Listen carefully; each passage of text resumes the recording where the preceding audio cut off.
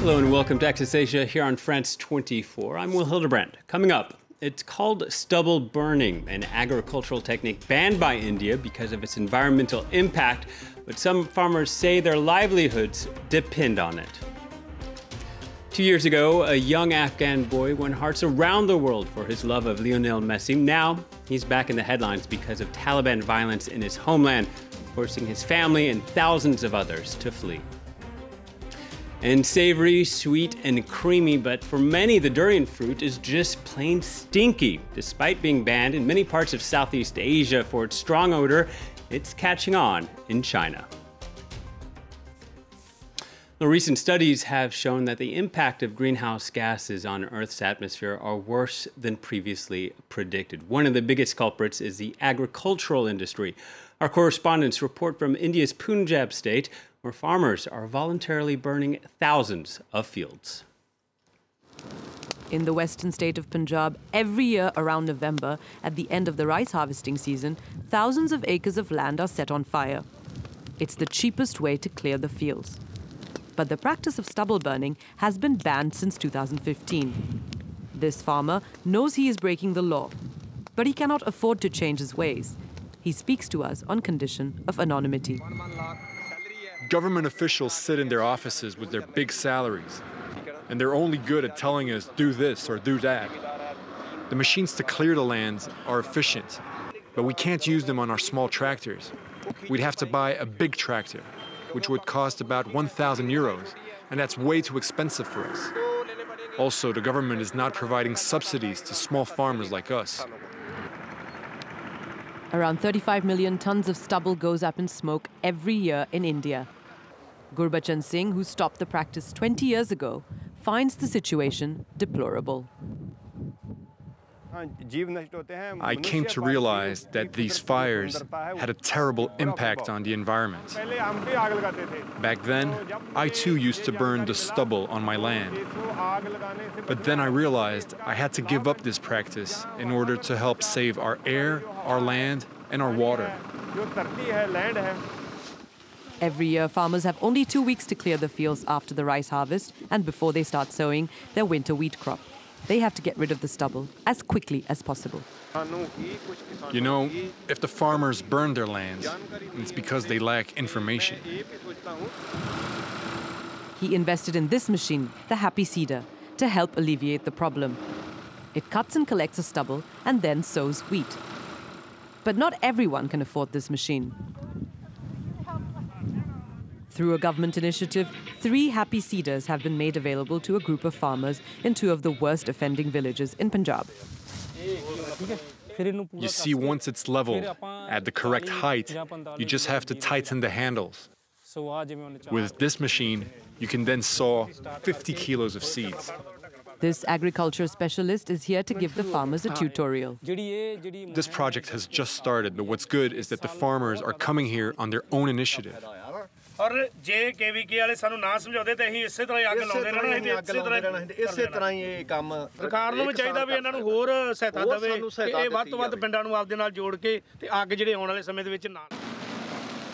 This is a small step in the right direction, but public funds are still sorely lacking to expand programs such as these.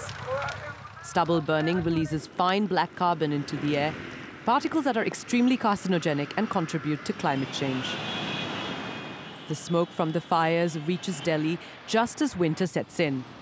This smoke, along with vehicle exhaust and toxic industrial emissions, makes the air unbreathable and even deadly. Once the air quality went down, the pollution levels increased. Say for the last 1 month, we've seen that the number of patients has actually increased a lot. Effects of air pollution can be on a lot of organ systems, not just the lungs and heart. So there are a lot of patients in whom attributable mortality is due to air pollution. So it is a big health risk. Delhi's air has particulate matter that is 14 times higher than the levels considered safe by the World Health Organization. A recent study by the University of Chicago says that the city's air pollution reduces life expectancy by 10 years. A startup based at the Indian Institute of Technology in Delhi is trying to find ways to deal with the problem. Ankur Kumar has developed a unique system to deal with rice residue. There are 3-4 basic steps. First we cut it, then we wash it, we cook it, and simply beat it. So the paddy straw is basically converted into pulp using these 4 steps. He founded the startup with 2 other students. The idea was to buy stubble from farmers and convert it into biodegradable cardboard. So we were doing project on paper recycling, and at that time we faced this problem of air pollution, and this was basically caused by crop stubble burning in Punjab and Haryana. So we thought we should focus on making market for those kind of agricultural residues which are burning, because the smog was immense. Delhi was like a gas chamber. The startup plans to commercialize its technology in another 4 months. While these individual efforts are commendable, critics argue that there needs to be greater political will to comprehensively tackle the problem in a country which has 11 of the 12 most polluted cities in the world. Murtaza Ahmadi moved the world with his love for Lionel Messi back in 2016. His dream of meeting the footballer came true, but now the 7-year-old boy is living a nightmare along with thousands of other Afghans. In November, they were forced to flee a Taliban offensive in the southeast of the country. Anka Ullah has a story. 2 years ago, the image of a young Afghan boy wearing a plastic bag went viral. Murtaza Ahmadi, a die-hard Lionel Messi fan, could not afford a proper jersey, so his brother made him one out of a blue and white plastic bag, with Messi's name and playing number. That got the Argentine footballer's attention, and Murtaza got to meet his idol. Messi, a UNICEF Goodwill ambassador, even gave his tiny fan an autographed jersey and a football. But fame has its downsides. Murtaza's family are members of the Hazara ethnic minority in Afghanistan's central Jaghori district. The media attention quickly made the young boy a target. Murtaza became famous around the world, and now we can't walk free or go anywhere. Murtaza and my other children were not able to go to school. During the night, suspicious men were walking near our house, and when the Taliban attacked our village, we decided to leave. His mother said she learned that the Taliban were searching for Murtaza by name, so she hid her son's face with a scarf when they fled. On top of the Taliban, common criminals demanded money from them, assuming that fame had brought them fortune as well. Ghazni, a 2-hour drive south of the capital Kabul, has been the scene of intense fighting this year. In August, the Taliban briefly overran Ghazni city, and heavy fighting in Jaghori has forced thousands to flee. Murtaza and his family are now living in a cramped, unheated room in Kabul. But getting out of Ghazni hasn't made them feel safer. Murtaza's mother still won't let her children go to school. The security situation is not good, and I'm afraid to go outside.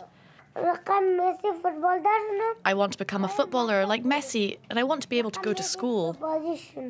Murtaza's father is still in Jaghori working as a farmer.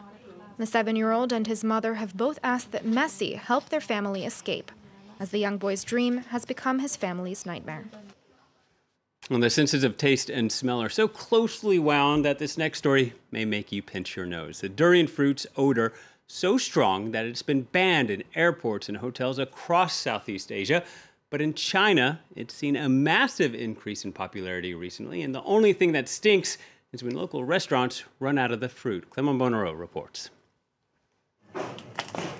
It's spiky, sticky, and it stinks. Yet some say it's delicious.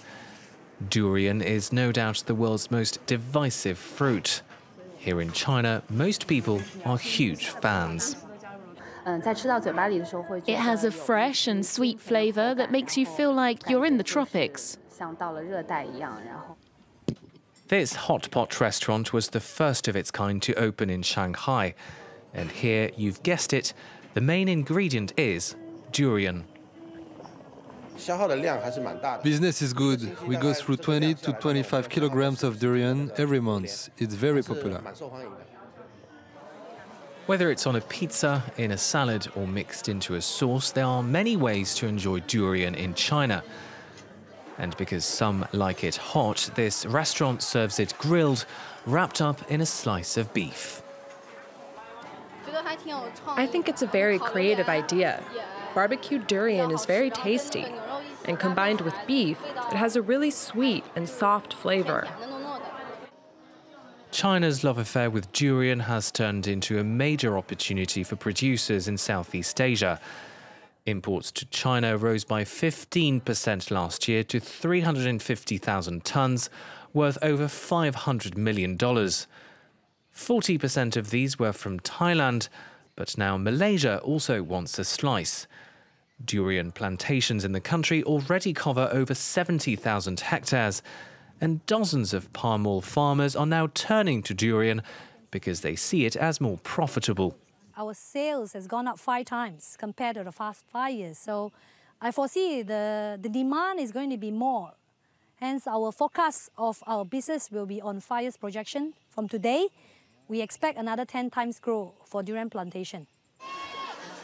Get ready to hold your nose. Malaysia's government is counting on a 50% jump in exports by 2030. Well, the final story is about a restaurant that's gone entirely digital. You may think it's based in Silicon Valley, but it's actually high in the Himalayan hills. Say hello to Ginger, one of 3 waiter robots at Nalo restaurant in Kathmandu. It's the first restaurant to be fully digitized in both the country and South Asia. Customers use touchscreens to place their orders while the robot brings everything to the table. The new staff has been a hit with diners, especially the children, but they are a bit slow on the feet, but at least you don't have to tip them. Well, that's it for this week. Thanks for watching, and please stay tuned to France 24.